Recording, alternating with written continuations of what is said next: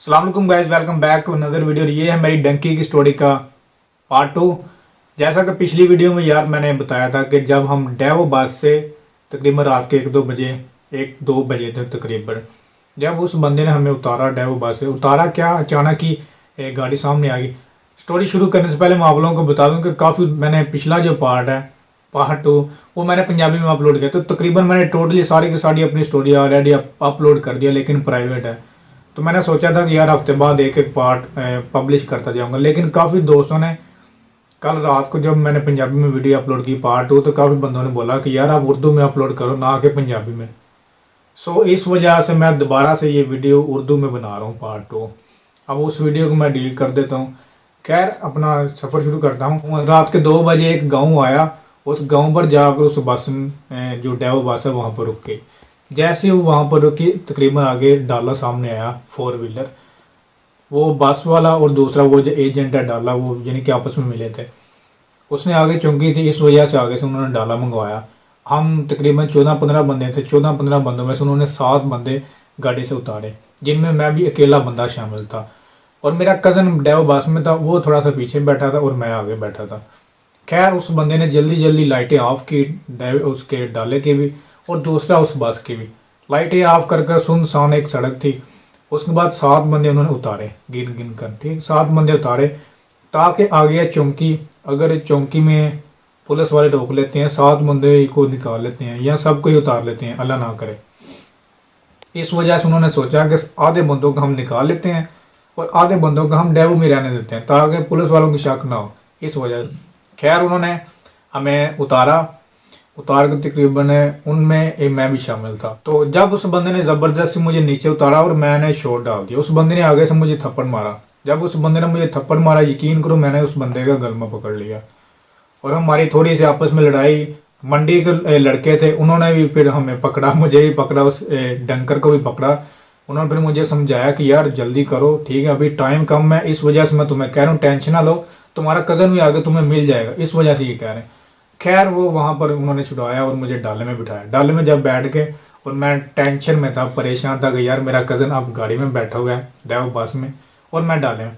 खैर तकरीबन 5 मिनट के बाद हम वहाँ से जल्दी जल्दी गाड़ी में बैठे हैं उस डाले में। वो जो डाला है उस डाले को उन्होंने पैलियों में उतार लिया कच्चे रास्ते पर।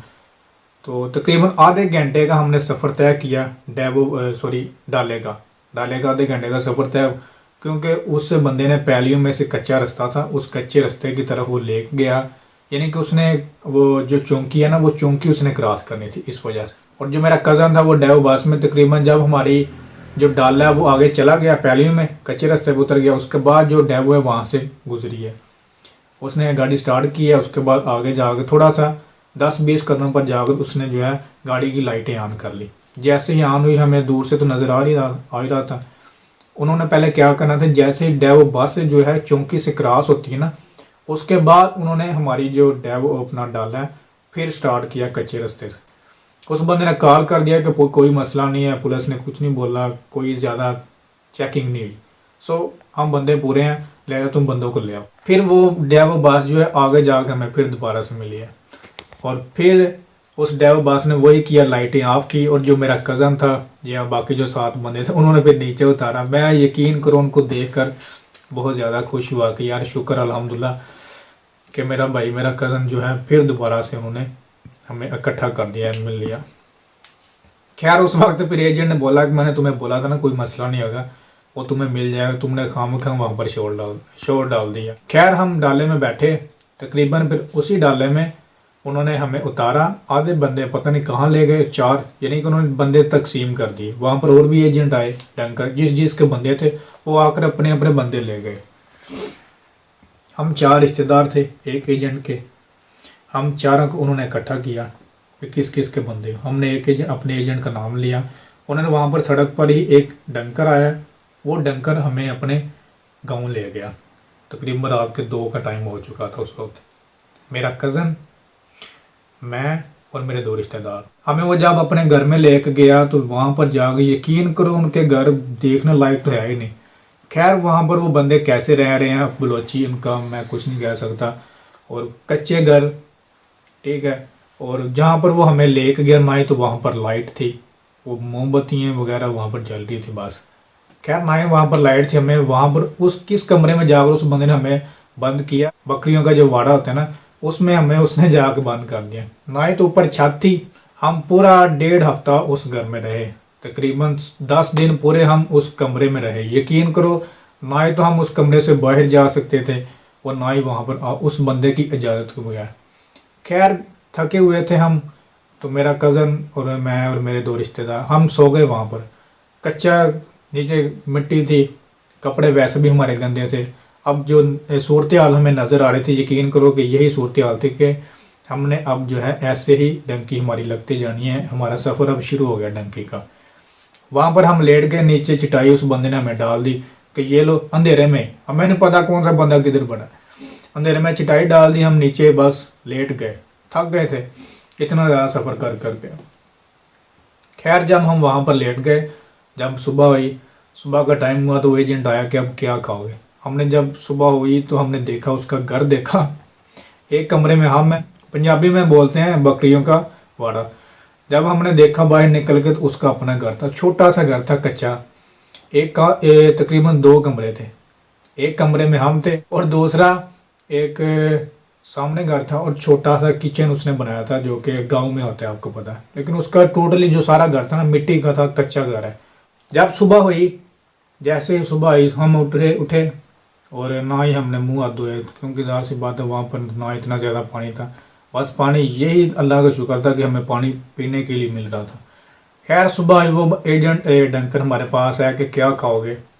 सुबह के तकरीबन 8-9 बजे आया, क्या खाओगे। हमने बोला जो भी हाल ले। उसने बोला सीधी सी बात है, आपने अपने पैसे देने हैं, फिर हमने आप लोगों को खाना वगैरह देना। हमने कहा ठीक है। हमने उस बंदे को बोला कि ये लो पैसे। हमने चारों ने 1000 रुपये दिया और उस बंदे ने क्या किया, 1000 में से 250 रुपये की एक बंदे की प्लेट और 2 रोटियां साथ में। और वो भी होटल से नहीं था, लेके आया साला अपनी बीवी से बनवा के और हमें दे के गया। ना ही उसमें नमक थी ना ही मिर्च, और सिर्फ पानी और आलू बस। खैर हमने शुक्र की अल्लाह का, खाया आराम से बैठ के। उसके बाद हमने एजेंट को कॉल की, हम यहाँ पर पहुँच चुके हैं और अब हमें यहाँ से कब और कैसे और किस टाइम और किस दिन हमें यहाँ से निकालेंगे। खैर जब उसके बाद ये बात हुई, उसके बाद उस डंकर को पूछे हमें कब निकालेंगे। अभी निकालता हूँ, ठीक है, नहीं निकाला। शाम को निकालता हूँ, नहीं निकाला। शाम हुई है, अगले दिन निकालता हूँ, नहीं निकाला। हमें जो खाना मिलता था डेली का 250 रुपये में एक बंदे का खाना मिलता था, सुबह का भी, शाम का भी और दोपहर का भी। खैर जब शाम आती थी उसको पूछता हूँ कब निकालोगे, कल सुबह। सुबह आती है, कब निकालोगे, शाम को निकालोगे। ऐसे ही करते करते यकीन करो हमें पूरे 10 दिन लग गए उस जगह पर ही। और अभी हमें बॉर्डर पर जाते भी अभी मज़ीद हमें जो है 5 दिन और लग जाने थे। खैर यार आखिर अल्लाह का शुक्र, तकरीबन 10 दिन हमारे कैसे औखे सौखे निकले मैं आपको बता नहीं सकता। उस 10 दिनों में हमने कितनी जलालत देखी है। डेली के हम पैसे खाते गए। तकरीबन हम अपने अपने घर से 20-20 हज़ार रुपये लेके आए थे। 6-6 हज़ार रुपये हमने ऑलरेडी अपना कोयटा में दे दिया। उसके बाद अपने सूट वगैरह लिए। उसके बाद तकरीबन हमारा 10,000 रुपया खर्चा जो है कोयटा बलूचिस्तान तक ही हमारा लग गया। बाकी हमारे पास 10-10 हज़ार रुपया सिर्फ बचा था। फिर अचानक अपना जैसे हमारे 10 दिन 1.5 हफ्ता पूरा हुआ, उसके बाद एजेंट को कॉल किया हमने आकर कि यार हमने नहीं जाना, हमें वापस भेज दो। फिर उस बंदे ने बोला कि यार ठीक है, मैं आप लोगों को आज शाम को लाजमी निकाल दूँ। फिर उस बंदे ने कैसे भी किया, जो भी किया, हमें नहीं इस चीज़ का पता। उस बंदे ने गाड़ी मंगाई है हमारे लिए। गाड़ी मंगा कर फिर हम चारों बंदों को वहाँ से निकाला है। जैसे ही हमें वहाँ से निकाला है, निकालने के बाद यकीन करो हम सिर्फ 4 बंदे थे। उसके बाद वो जो गाड़ी थी डाला 4 व्हीलर, वो हमें ले गया अपना एक रेगिस्तान इलाके में। उस गांव से तकरीबन हमें 20 मिनट लगे वहाँ पर जाते हुए। और वहाँ पर जाकर हमने देखा कि ये बंदा यार हमें कहाँ ले आया। वहाँ पर एक जैसे गांव में ट्यूबवेल वगैरह नहीं होते, जैसे पीटर वगैरह जिसको बोलते हैं, जिसे पानी निकलता है, जिसे पैलिंग को पानी देते हैं, वहाँ पर लेके गया। वहाँ पर एक छोटा सा कमरा था बना रेगिस्तान इलाके में, और खजूरों की कुछ पौधे वगैरह लगे। वहाँ पर जब हमें लेके गया, यकीन करो वहाँ पर जाकर हम लोग डर गए। आगे एक और गाड़ी खड़ी थी डाला, और 4-5 बंदे थे। हम डर गए कि यार ये कहीं पर हमें किडनैप ही ना कर लें। खैर अभी हम जैसे आ चुके हैं, हमें आगे पता भी नहीं है कहाँ जाना है, क्या करना है। उस बंदे ने जल्दी जल्दी हमें उतारा और जल्दी जल्दी से बोले चलो चलो उतरो उतरो जल्दी उतरो उस कमरे में जाओ। सारा ना ही तो वहाँ पर दरवाज़ा लगा था, हम सोच रहे थे कि यार कैसे जाएं, लेकिन खैर फिर उस बंदे ने हमें ज़बरदस्ती नीचे उतार के जैसा कि मैंने आपको बोला जो छोटा सा ट्यूबवेल लगा था पानी का, उस वहाँ पर एक छोटा सा सुराग था उसके नीचे से अंदर जाना था। खैर उस बंदे ने हमें धक्के से नीचे से जैसा भी ज़ाहिर सी बात उसकी बात माननी थी। और आगे का सफ़र करते हैं फिर अगले नेक्स्ट पार्ट में।